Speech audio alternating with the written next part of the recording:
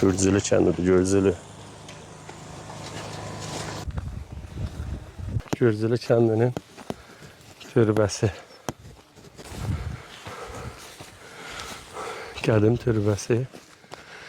Məlumat alacağıq ki, neçənci illərin, neçənci əsrə aiddir.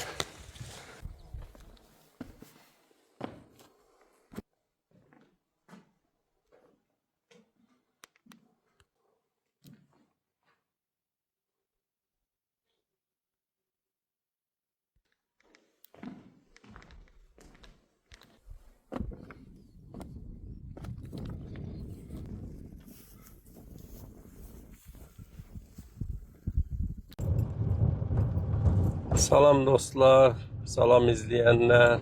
Sizi Qubadlı yurdundan salamlayıram. Yolum doğma Qubadlının Gürcülü kəndinədir ki, oradan məni dəvət edibdir Seyran müəllim. Soyadını bilmirəm, amma bildiyim qədər yurduna, kəndinə bağlı insandır. Mən də gedim, mümkün qədər çalışacağım ki, kəndin tarixi barədə, kəndin yetişdirmələri barədə və kəndin adı haradan götürülüb ki, Gürcülü olubdur. Bir sözlə kəndin barəsində nə kimi məlumatlar var, toplanmağa çalışacağım. İzləmədə qalın.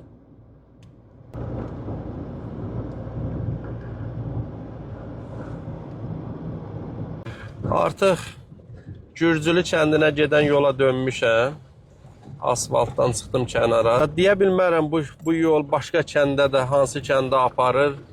Etiraf edirəm ki, birinci səfər döndüyüm yoldur, Nabələdəm. Gedirəm də görək. Mənim maşınım məni hara qədər apara biləcək. Hələ ki, yaxşı görsənir yol. Sona qədər belə olsa, çətinliyim az olar.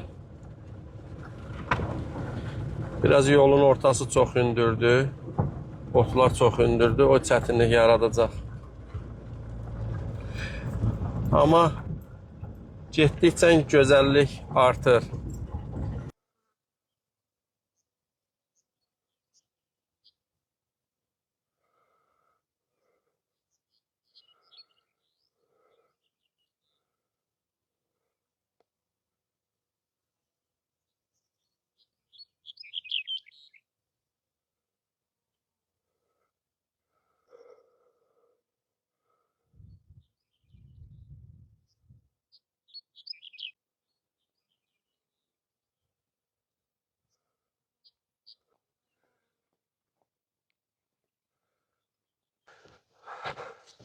Ay, salam aleyküm. Hoş gördük sizi. Necəsiniz? Keyfiniz alır. Nə işi biz yada salmısınız? Valla elə sizin kəndə mənim açığı birinci səfərdir gəlirəm. Ki Qubadlı rayonu üzrə siz çox fəalsınız. Bütün kəndlərdən siz veriliş aparırsınız və bu da tarixin yadigarıdır. Mən də başa düşürəm ki, bu işləri görməkdə sizin məqsədiniz bunu gələcək nəsillərin yaddaşında saxlamaqdır. Buna görə çox sağ olun, sizə minnətdarıq. Allah sizdən razı olsun. Mən sizi daimi izləyəcəyəm. Həm YouTube'da, həm TikTok'da və başqa sosial şəbəkələrdə mən sizi daimi izləyirəm. Yəqin ki, bu səfərdə bizim kənddən ətraflı geniş məlumat verəcəksiniz. Allah razı olsun. Öncəliklə də mən onu deməliyəm ki, bütün izləyənlərə şükür Allahın bu günə 30 illik həsrətdən sonra, lap dəqiq rəqəm desə 28 illik həsrətdən sonra artıq yurda ayağımızı basmışıq. Bundan ötürü göydə Allaha, yerdə şəhidlərimizə, Ali Baş Komandanımıza, zəhməti keçmiş hər kəsə, qazilərimizə, bütün o planı cızan döyüşçü qardaşlara hamısına buradan təşəkkür edirik. Bura yurt yeridir, bura doğma Qubadlıdır, bura Gürcülü kəndidir. Bəli, bəli. Bura bütün kəndlər bizim üçün doğmadır, bizim kəndlər bizim üçün əzizdir. Amma hər bir insanın doğulduğu bir yer var, doğulduğu bir yurt var. O həmin insan üçün bu deyir ki, daha əzizdir. Ona görə də mən etiraf edeyim ki, bizim Gürcülü kəndi mənim üçün daha əzizdir, daha doğmadır. Çünki mən bu kənddə anadan olmuşam, bu kənddə böyümüşəm, orta təhsilimi bu kənddə bitirmişəm və bundan sonraki bütün fəaliyyətimin hamısının bünövrəsi bu kənddə qoyulub. Bu kənd çox tarixi bir kənddir, qədim bir kənddir. Bu kəndin demək olar ki, öz spesifik xüsusiyyətləri var.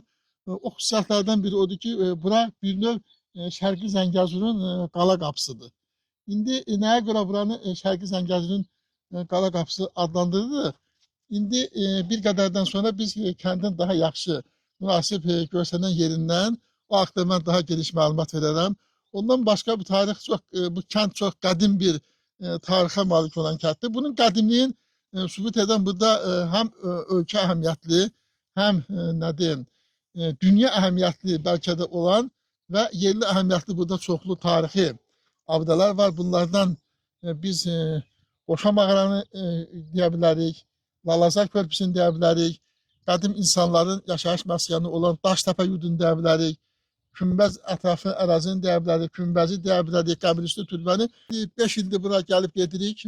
Deməli, sağ olsun, ölkə rəhbərliyi sağ olsun, Qubadlı rayonu üzrə prezidentin səlahiyyətli nümayəndəsi sağ olsun, bu əraziyə baxan digər nə deyim, məsuliyyət olan yoldaşlar ki, müəyyən qaydalar əsasında, qanunlar əsasında bura icazə verirlər, gəlib gedir. İlkin mərhələdə burada arıçılıq təsərrüfatı ilə məşğul olmuşuq. Arı təsərrüfatımız var. İndi onu mən sizə təqdim edərəm.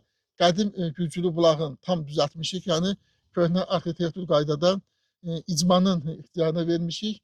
Və bundan başqa kənd ərazisinə gedən yolların, yol izlərin, yol ətrafı izlərin hamısını hələ ki biz tam qaydaya salmışıq. İndi növbəti mərhələdə görək hansı qaydalar, hansı qanunlar qoyulur, dövlətimizin hansı qanunları, hökumətimizin hansı qanunları, qaydaları olarsa biz də həmin qanun və qaydalara hörmət edərək öz işlərimizi görürük. Hələlik siz yol gəlmişsiniz, Armalıdır, mən sizi dəvət edeyim, bir çay çək. Bir çay çək, səhər yəni bir çay içəndən sonra biz o hər bir mövzu haqqında ətraflı məlumat edərik. Sağ olun ki, sosial şəbəkələrdə, yəni bunu bütün qoy xalqımız, millətimiz görsün ki, bəli, Şərqi Zəngəzurun Qubadlı rayonunun bax belə bir nə deyək, dağətəyi, belə bir gözəl relyefi olan, gözəl mənzərəsi olan, gözəl bir tarixi abidələri ilə seçilən, ən qədim burada insan izləri olan, hətta mən deyərdim ki, İbtidai quruluşuna, Tunç dövrünə burada insanların yaşayışının izləri hiss olunur, görsənir. Bu kəndi bizlə bərabər bütün ölkə üzrə hamı tanımalı, hamı bilməli ki, Azərbaycanın Şərqi Zəngəzurun Qubadlı rayonunun bax belə gözəl kəndlərindən, qədim kəndlərindən biri də bizim Gürcülü kəndidir. Tamam, çox gözəl. İzləmədə qalın, kəndin tarixinə aid görüntülərlə tanış olun. Bura Gürcülü kəndidir.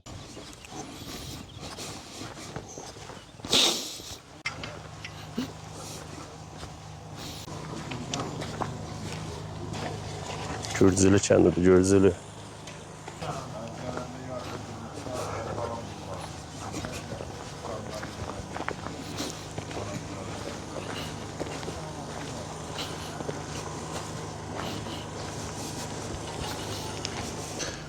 Bura Şərqi Zəngəzurun Qubadlı rayonunun ən qədim kəndlərindən biri olan Gürcülü kəndidir.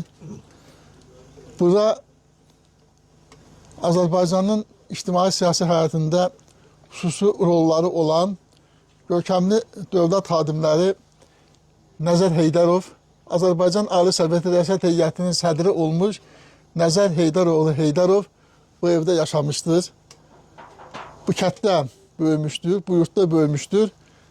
Və həmçinin görkəmli dövlət xadimi Azərbaycan Daxili İşlər Naziri General-Leytenant Arif Nəzəroğlu Heydarov da 1926-cı ildə bu kənddə dünyaya gəlmişdi.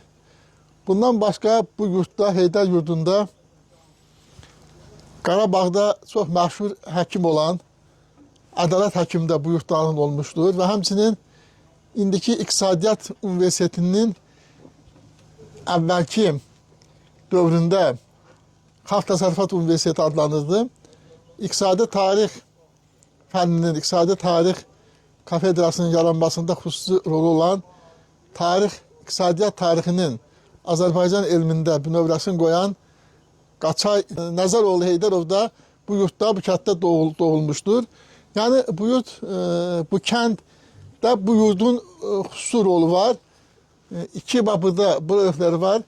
Bu il Nəzər Heydarovun 130 illiyi, Arif Heydarovun isə 100 illik idi. 100 illik və 130 illik yüksək səviyyədə qeyd olunur. Hər ikisi Azərbaycanın görkəmli ictimai, siyasi dövlət xadimləridir.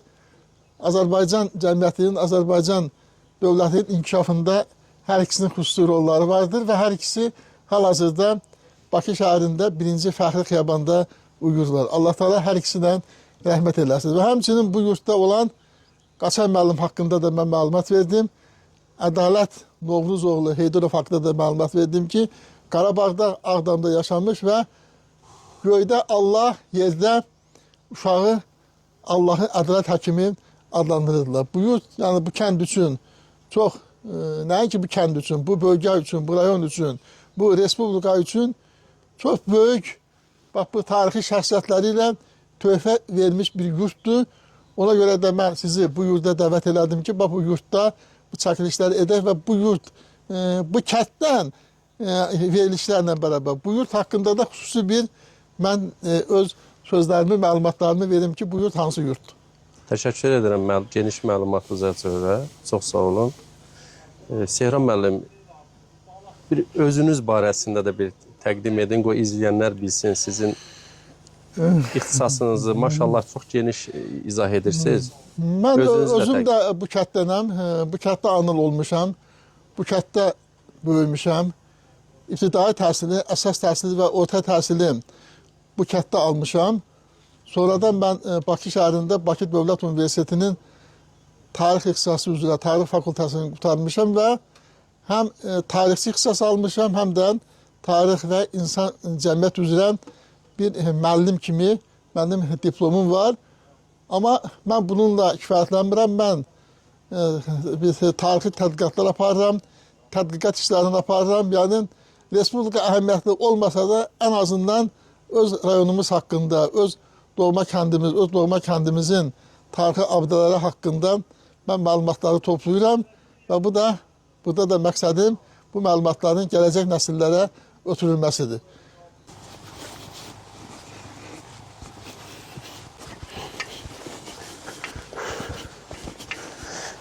Gözəlliyinə doymaq olmur bu yerə. Şükür bu günə.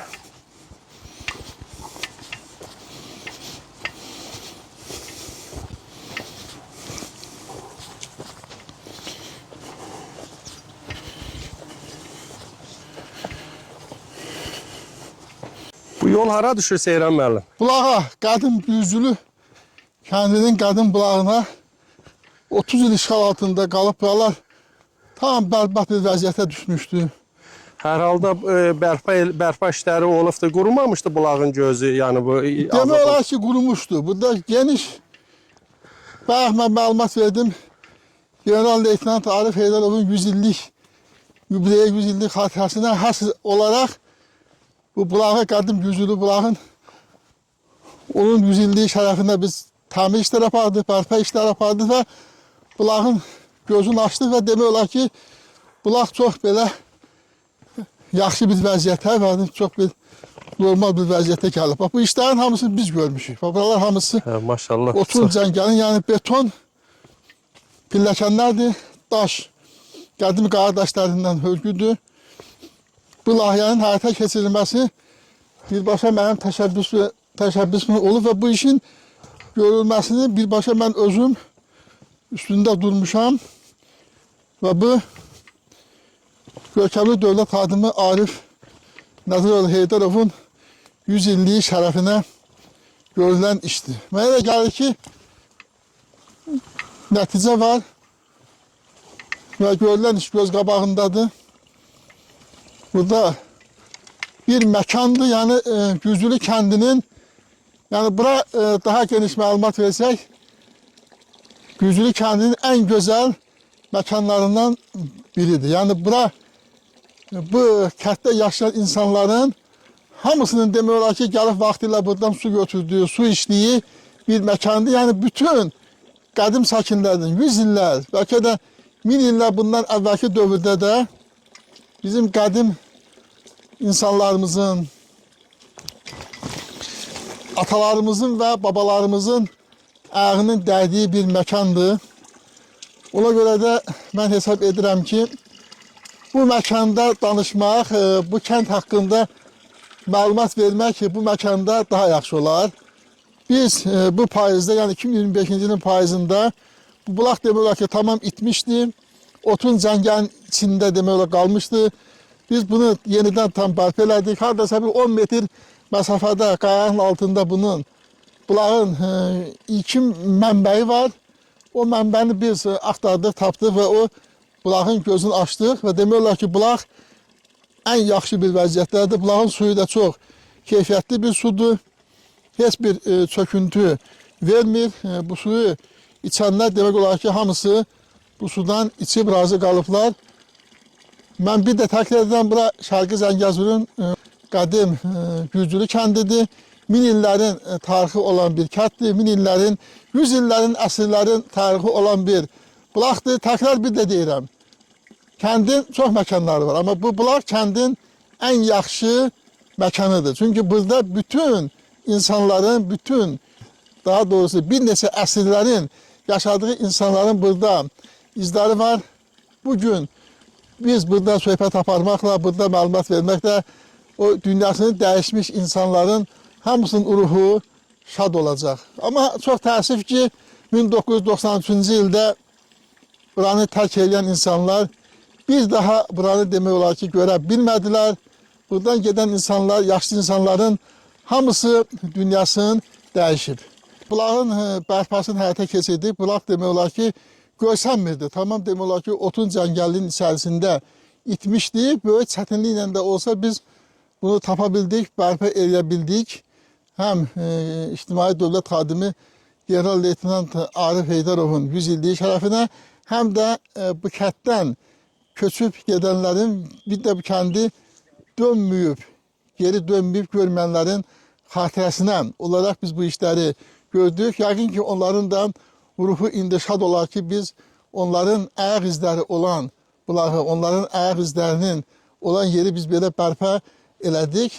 Həmçinin burada insanların, o cümlədən bizim kənd cəmiyyəti, icmanın, fərq eləmə rayonumuzun, ölkəmizin istənilən vətəndaşı üçün, hamı üçün vətəndir. Bura ölkəmizin, yəni hamımızın bir vətənidir. Bura da vətənin bir güşəsidir, bir məkanıdır. Biz bu məkanı düzəltdik. Burada həmçinin də düzəltdik ki, insanlar gəlib burada bulaqdan su içəndə burada yaxşı bir istirahət eləsinlər, oturub burada rahat çay içsinlər, oturub çörək yesinlər. Bura çox həddən artıq sərindir. Sırası tam böyük bir meşəlikdir. Bulağın suyu da həmişə olur. Bulağın suyu qurumur və suyun da keyfiyyəti çox yaxşıdır. İnsanların burada istirahət etməsi üçün ən gözəl məkanlardan birini biz hazırlamışıq və icmamızın, o cümlədən rayonumuzun və ölkə miqyasında olan hər bir kim istəsə onun ixtiyarındadır. Kim istəsə buyurub burada istirahət edə bilər. Bu pilləkənlər bundan hamısı qaya daşlarıdır. Bu qaya daşların biz uzaq məsafədən işçi qüvvəsi dəvət eləmişdik. Onlar bu qaya daşların belə yonulmuş daşlardır, qədim daşlardır. Yonulmuş qədim daşlardan belə bax pilləkən və bu pilləkənləri də beton pilləkənlər elədik ki, bu insanların gediş, gəlişi üçün yaxşı bir məkan olsun. Həm də bir tarixi bir zövq olsun. Yəni tarixi bir keçmişi, tarixi bir xatırladan bir iş olsun. Müəyyən dərəcədə mən hesab edirəm ki, biz də buna nail olmuşuq.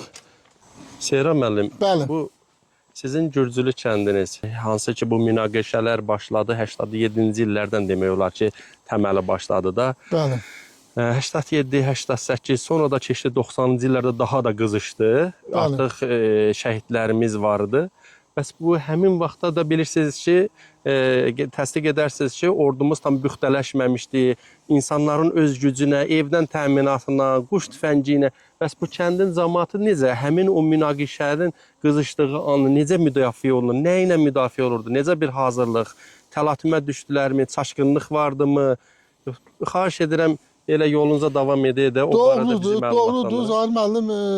Mən sizə xüsusilə minnətdaram ki, siz bu mövzuya toxundunuz. Çünki bu kənddə olub başqa məlumatlar haqqında fikir söyləmək, amma həmin dövrü xatırlamamaq heç bir növ yaxşı alınmır. Doğrudan da 1987-ci ildə münaqişə başlayandan sonra 1988-ci ildə münaqişə biraz da qızışdı. Həmin vaxt biz bilirdik ki, hələ Azərbaycan Sovet Sosialist Respublikalarından biri idi və bizim bu kənd bir növ Şərqi Zəngəzurun qala qapısı rolunu oynadı. Bu görünən, bax bu durduğumuz yerdən üzü bir yana bizlə Görüş şəhəri olan məsafə hardasa bir 15 kilometrdir. Hətta bizim öz rayonumuzun Qubadlı olan məsafədən də bir qədər yaxındır. Bizə qənim kəşinimiz, qonşularımız, bax bizlə qonşu yaşayıb. Hazırda buradan görürsünüz də, Xinzirə kəndi görsəniz. Bax, həmin o görsənən kənd Xinzirə kəndidir. Və oradan da bax bir də görsənən kənd sağ tərəfdə Əlqulu Şah kəndidir. Seyran müəllim, bu söhbətimizin bu yerində biz sizə həmin günləri mən də xatırlayıram. Özünün müdafiə dəstələri, kənd cəmaatı erməni gözləyirdi bu istiqamətdən, Xinzirək tərəfdən, yaxud Coros, yaxud Qafan tərəfdən.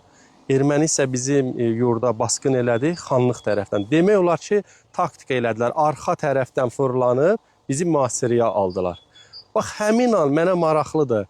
İndi digər kəndin cəmaatları öz kəndindən danışır. Amma siz Gürcülü kəndinin sakini kimi, bax həmin vaxt sizdə hansı həyəcanlar yarandı? Eşidəndə ki, erməni xanlıq tərəfdən qabağımızı kəsib, özünü müdafiə edən dəstələr, cavanlar, onu da deyin, kəndinizdə neçə ev vardı, qocalar vardı mı, məsəl üçün daşınması çətin olan, öz ayağı ilə yeriyə bilməyən qoca ahıl insanlar vardı mı ki, o qaça-qaçda çətinliklərdə hansı həyəcanları keçirdiniz? Xahiş edirəm o həmin günlərə, çətin də olsa, acı olsa da həmin günlərə qaydasınız.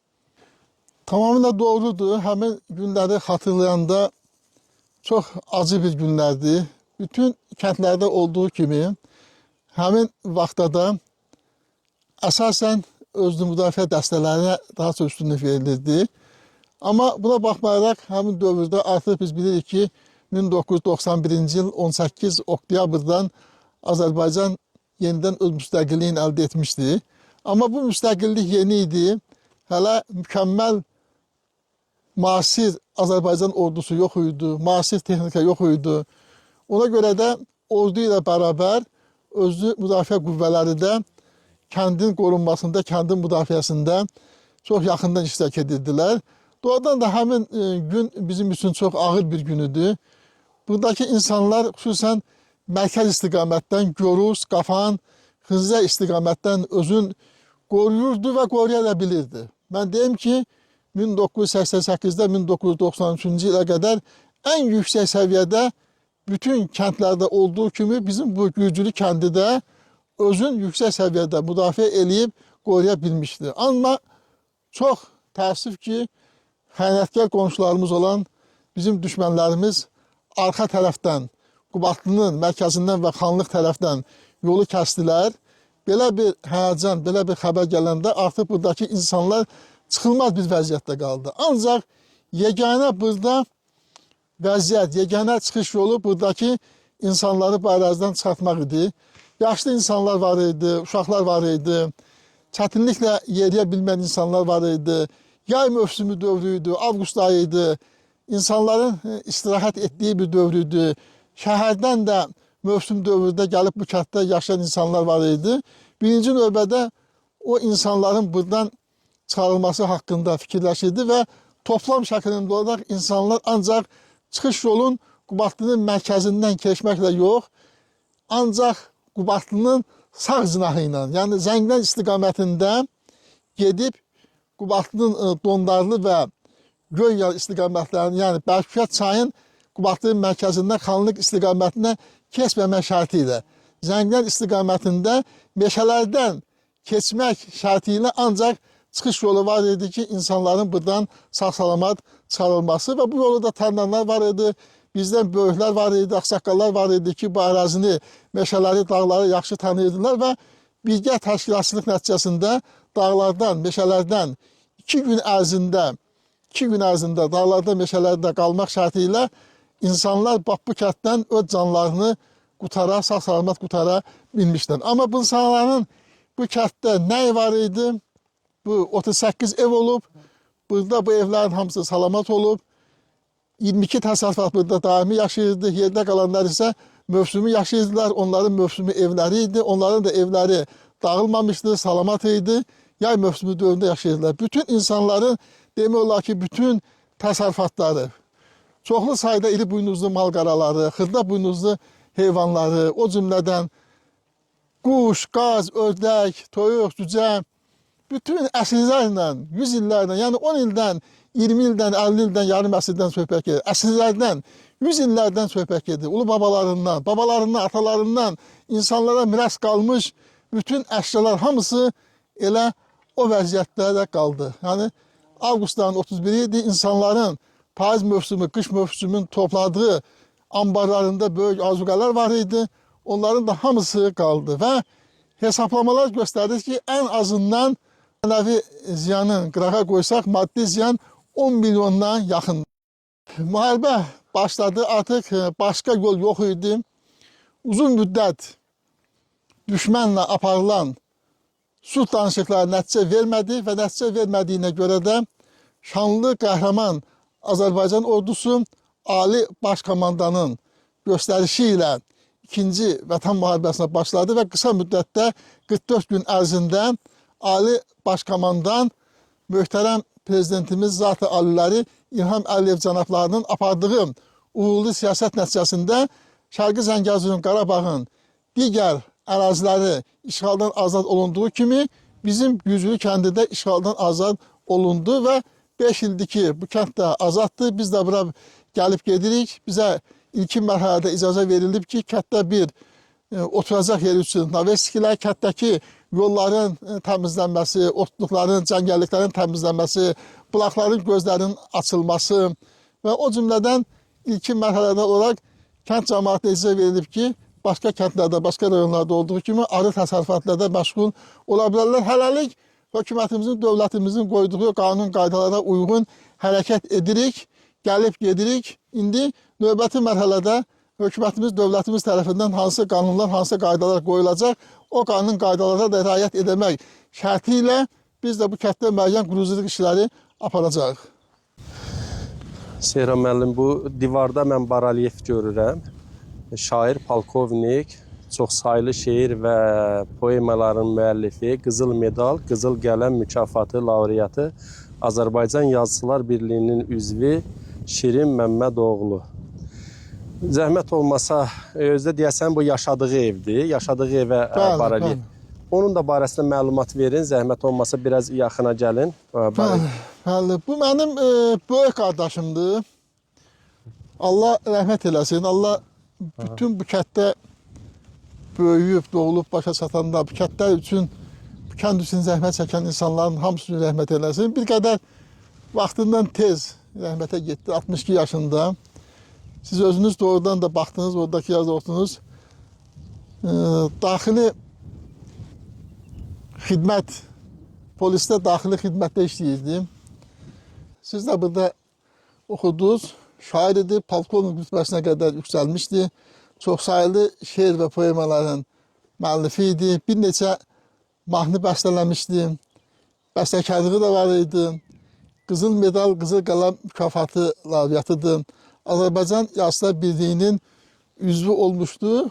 Bu kənddə, bax bu yurtda, bu evdanadan olmuşdu. Orta təhsilini buradan almışdı. Sonra Bakı Dövlət Universiteti Hüquq Fakültəsini qurtardıqdan sonra Daxili İşlər Nazirliyinin Daxili Xidmət İdarəsində işləmiş, polkovnik rütbəsinə qədər yüksəlmiş. Çox qardaşım olduğuna görə demirəm, çox xeyirxah bir insan idi. Amma yeganə olaraq kəndə cəmi işğaldan azad olundan sonra 2021-ci ilin aprel ayında bir dəfə kəndi gəldi, bir dəfə kəndi gördü. Çox arzuları var idi bu kənd haqqında.